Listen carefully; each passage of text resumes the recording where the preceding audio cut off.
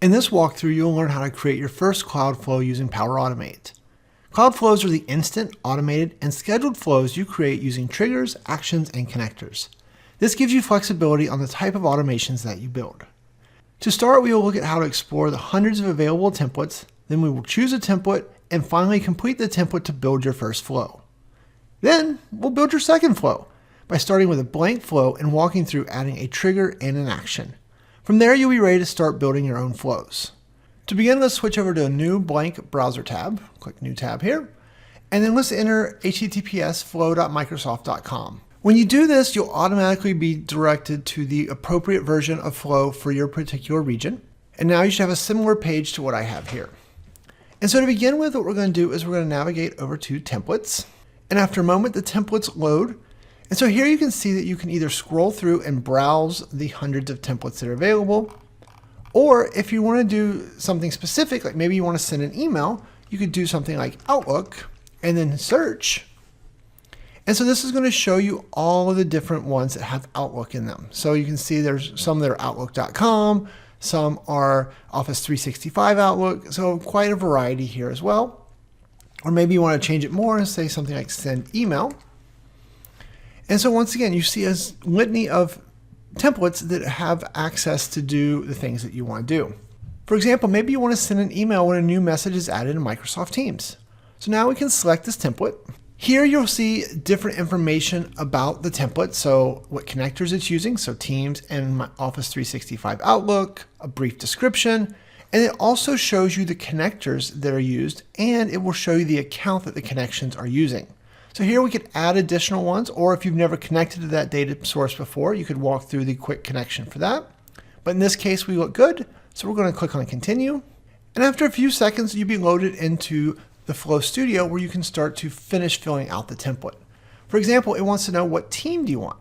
And if you click on the drop down here, this is going to show you all the teams that you have access to. So, I want to use my sales and marketing team. And then once you've chosen a team, you can choose the channel. And so once again, you have the drop down here, and we'll say we want to do monthly reports. And then now it says, well, who do you want to send the email to? Well, for right now, just for testing, I'm going to send it to the account I'm logged in as, which is Alex. I'll start to type in Alex, and it will suggest people from our Office 365 Azure Active Directory users. And we'll click on Alex right here. And so now the email would go to Alex. The subject is pre-populated with just some text, new message on Microsoft Teams channel. And then in the body, we're using both a mixture of text, so message from, and then what this is called dynamic content. So dynamic content is things that Flow knows from previous actions. So when a new channel message is added, it already knew the display name. So if we delete this, we could just click in here and put our cursor in the same location. Over on the right, it's offering us the various dynamic content. And so here we can see things like, oh, there's the user's ID, the message importance, the locale of the message, the subject, the summary. We have all of these different things, but I think what we're looking for here is message from user display name because the text said message from. So we didn't have to change this, but it gives you an indication of how this would work if you wanted to manipulate what we were seeing there. And you're also going to see that dynamic content is going to be dependent on the actions or triggers, the steps that came before the action that you're in. So this particular one returns this data. Had we connected to Dataverse or to SharePoint or to Excel or any of the other hundreds of data sources, we would have seen different options available to us. But that all looks good. This will do exactly what we want now. We'll get a message every time someone posts a new chat inside of monthly reports. So now we can click on save. And perfect, our flow is ready to go. So now we've created our first flow from a template. Now let's quickly look at how to create our second flow. To do that, we're going to click on Create. We're going to get a warning about leaving the page. No big deal. Say OK. And over here, we're going to make a flow similar to our previous one. So we call those automated flows because the trigger happens when data is changed. So we'll click on that. And we're going to skip the wizard for now. And so the first thing you need to know is that all flows start with triggers. So triggers are things that say, hey, flow, do your job. And so for example, in the previous one, we used a Microsoft Teams trigger. Here we're going to use a SharePoint trigger, and we're going to say whenever an item is created. Now, just like before, you can see we have a drop down here. We can choose our site address, sales and marketing again.